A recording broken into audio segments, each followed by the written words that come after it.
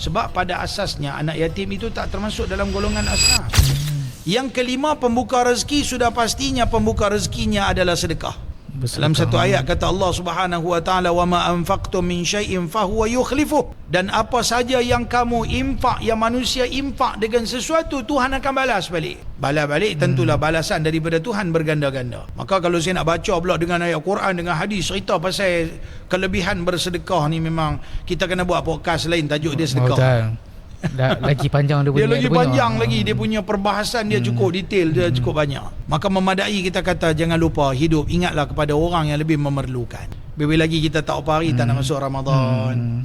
Bagi contohnya kami di madrasah, kami majoriti sini ada anak-anak yatim, fakir miskin, dah belajar percuma.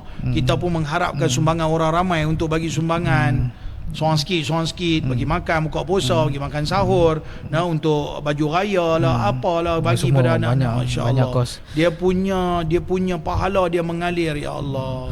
Yalah, lagi anak yatim kan, anak yatim. Anak yatim tapi anak yatim yang mempelajari, yang hafaz Quran, anak yatim yang dalam masa yang sama dia juga tergolong dalam golongan asnaf fi sabilillah, anak yatim yang fakir miskin, yang susah. Sebab pada asasnya anak yatim itu tak termasuk dalam golongan asnaf.